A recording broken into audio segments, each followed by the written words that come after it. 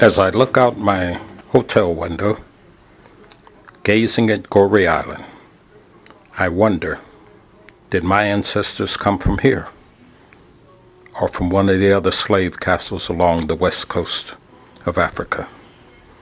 I'm on my way to Goree Island to just get a taste of what they went through when they were in these types of dungeons. Goree Island,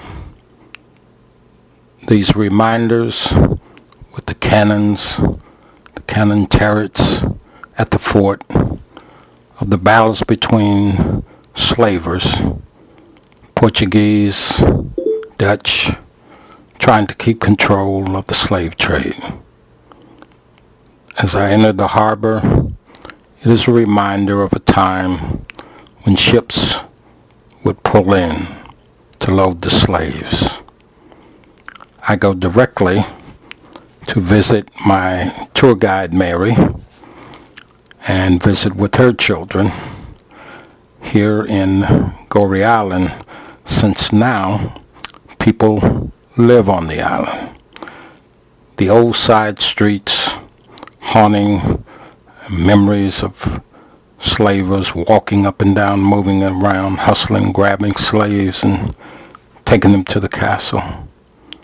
The family sits gently in the sun, waiting for me to barter away maybe some lipstick, maybe some rouge, maybe some fingernail polish in exchange for some small item they may have.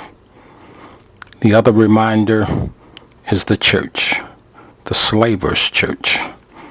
Even though they dealt in human flesh, they had a church to go to.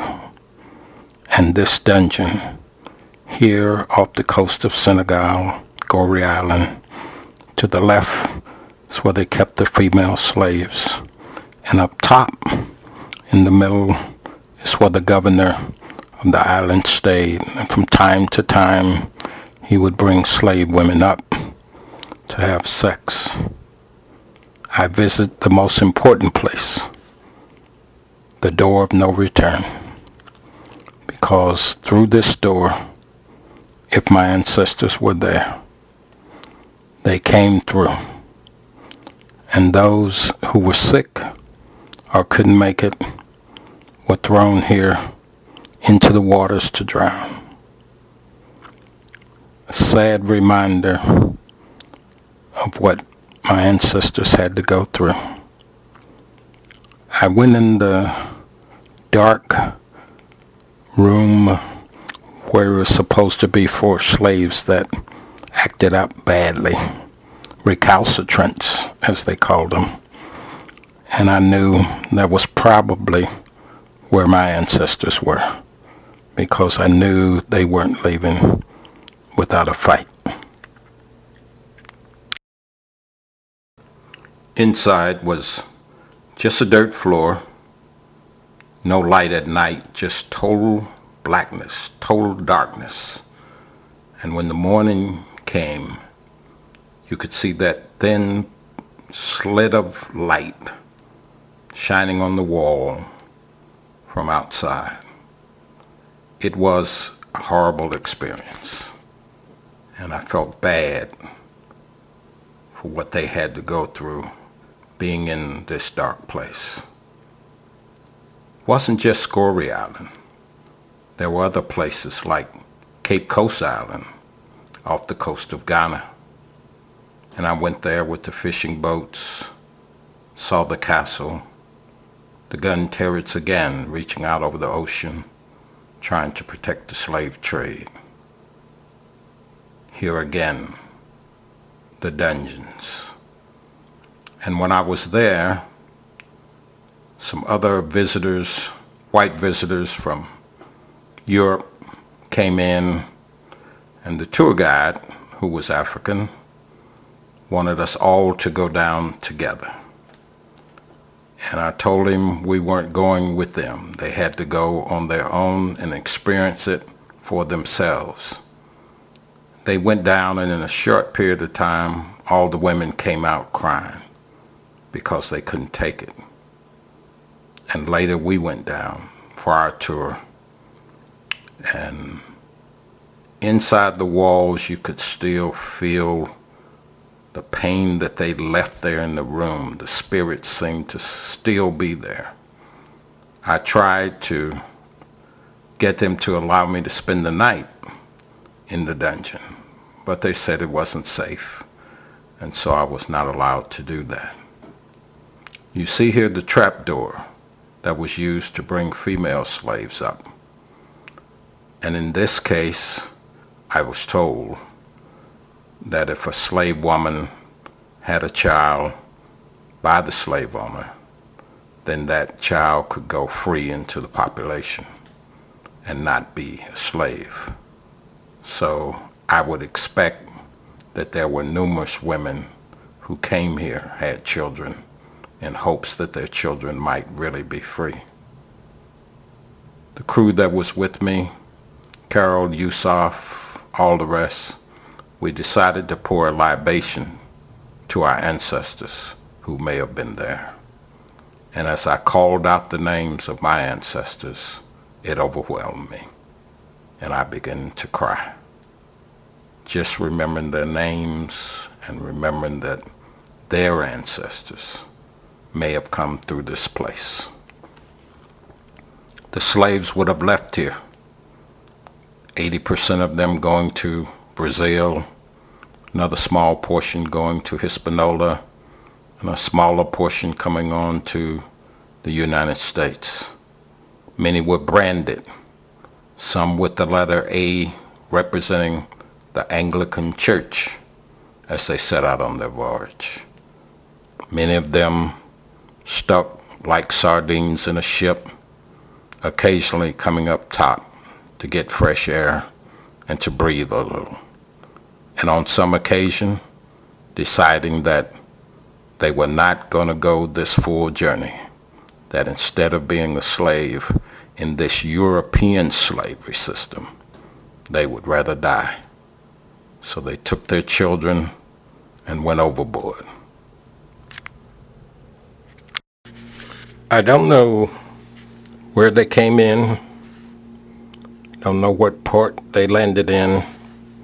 All I know is that they came as prisoners of war into a slavery system that landed, to my knowledge, my oldest ancestors, onto the plantation of one of the sons of Abram Harshaw, who was in fact the biggest slave owner in North Carolina.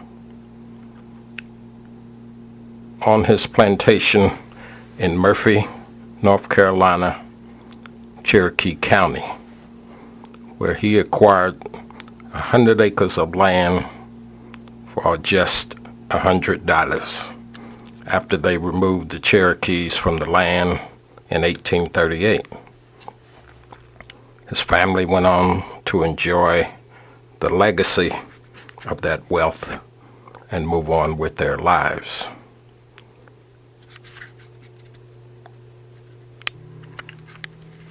I took my family, my aunt Georgiana, my uncle James, my cousin Aunt Fanny Hitchcock Bowman, down to the plantation with me along with some other relatives. When we got there and Aunt Fanny saw the land that was on this plantation, she cried because she could not believe that our ancestors worked all of this land day in and day out. After they removed the Cherokees and the claim for land came in, two families, the Harshaws and the Fains, claimed the land. Most people rode over a small piece of land or a nice piece of land and claimed it. The Harshaws and the Fains took each side of the river and rode for 24 hours, claiming all the land that they rode over. The plantation still being there in Murphy, North Carolina, Cherokee County, still a spacious place, and it is a place that if you go, would bring up a lot of memories, a lot of things that would make you think about what our ancestors went through. When we got there, my Aunt Georgiana said she had been here before. And I asked her what was the occasion, and she said as a small child, she used to come to this house, and that there's a well in the back of the house, which there is. She said there was a white woman that used to come to the steps, bring her sandwiches, her and my Uncle James, my dad,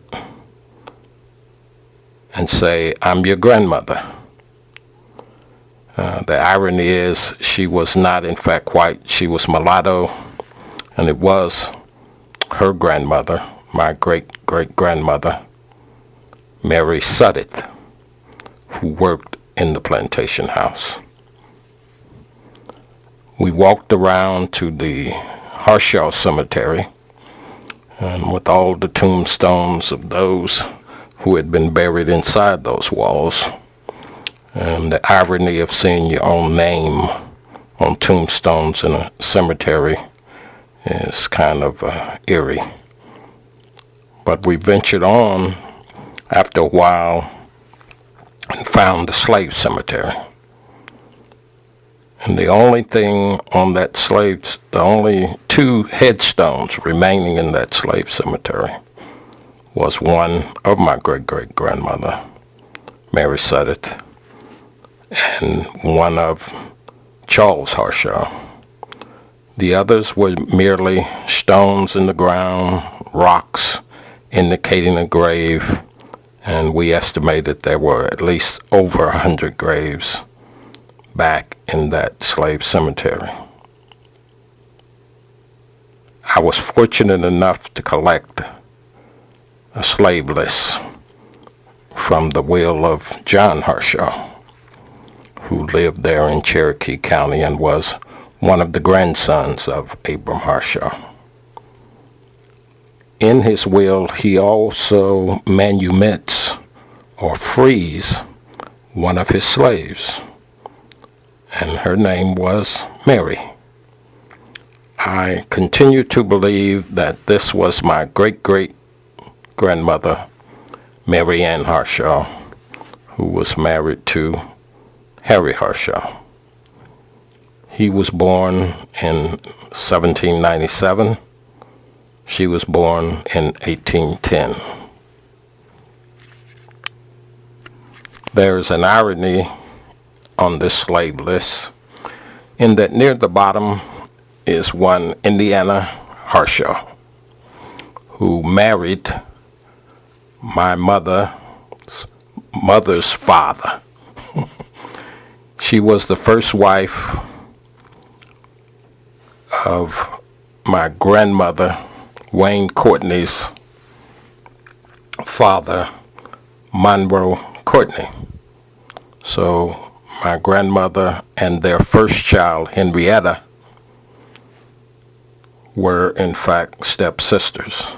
My aunt, Naomi Marietta, is in fact named after Etta. In my great-great-grandmother's affidavit to get the pension of her son, David Harshaw, who fought in the Civil War, she lists her children: Harriet, Clem, George H. George H. and Clem were twins, so that left 4 children. It also states that she and her husband Harry were married in 1846, and who they were married by. They were married by Richard Harshaw, and it lists him as colored. I wish that it had said his father Richard, his cousin Richard, his brother Richard, so that I would have some connection to another Harshaw family.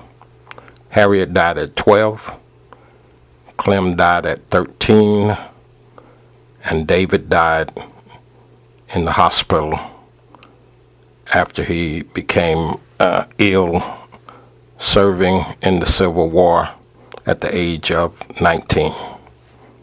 So that only left my great-great-grandfather, George H., to be the leading ancestor that would bring forth children from the direct line of this family.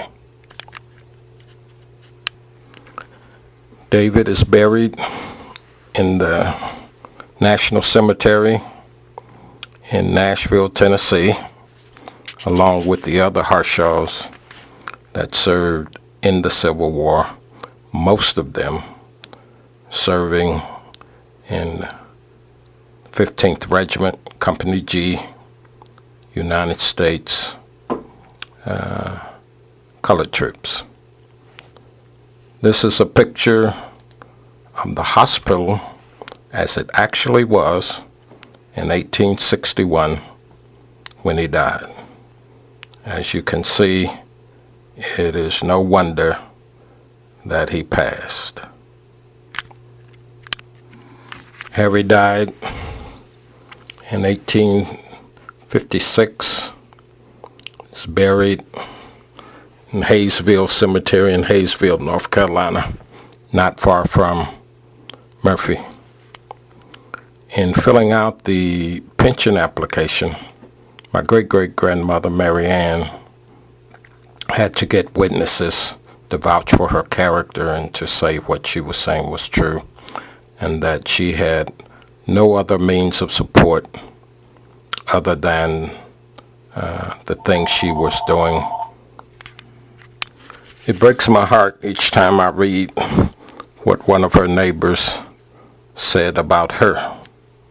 She basically said, I see her walking down the road, veins broken in her legs, taking in washing, trying to survive after slavery. My great-great-grandfather, George H., moved across the border into Georgia to the small town and old Cherokee village of Ellijay, Georgia. There he met and married Georgiana Withrow. She was the daughter of Dempsey Withrow, who had come to Ellijay from North Carolina to start his life as a free, enterprising farmer. When the 14th Amendment was passed in 1868 that allowed men to vote, both my great-great-great-grandfather, Dempsey Withrow, and my great-great-grandfather, George H. Harshaw, voted 2 years later in 1870. George H. Harshaw and Georgiana Withrow had 8 children, the first being Jane, then came Maggie, then came John Henry, then came 2 sets of twins, George H. being a twin himself, Josephine and Dempsey, twins, Belle and George Charles, twins. And finally, my grandfather who raised me, James Walter Harshaw. Dempsey didn't like taking pictures, so there are no pictures of him. Josephine, his twin, had no pictures taken. Uncle Charles was the same. He did not like pictures, so there are no pictures of him. There is, in fact, this picture of his twin sister on Belle. My great-great-grandfather, George H., died at a very young age of 36 in 1891, and he is buried in a white family's cemetery, the Fell Cemetery in Ellijay, Georgia. When I went to discover that grave, I got a call from a gentleman in Copper Hill, North Carolina, who had read an article that was in the newspaper printed from Murphy, North Carolina, about our family history. He informed me that there was a tombstone of a Harshaw in his family cemetery. And so I went with him to LJ and discovered, in fact, it was my great-great-grandfather's grave. The irony is, when we were children, traveling from Cincinnati to Murphy and on to Atlanta on the train, when we got to Copper Hill, the home of the gentleman that called me, all the blacks had to get on the floor of the train because whites would either shoot through the window or try and jump on the train and pull you off. And they almost got my Uncle Walter Mills, except that my father grabbed his arm, pulled him back on the train, and saved him. So there is a big irony in that story. When George died, my grandfather James was only 3 years old. My great-great-grandmother Georgiana remarried, married Lafayette Jackson, who was at least 8 years younger than she was, so she must have been a bad lady to walk around with children in the South and still pick up a young man. Go, Grandma. When my grandfather James was 12, and yes, I said 12, he started working for the railroad in LJ, Georgia as a water boy. He finished his career in 1954 after 54 years of working on the railroad. My great-great-grandmother Georgiana died at the age of 98, and she is in fact buried in LJ, Georgia.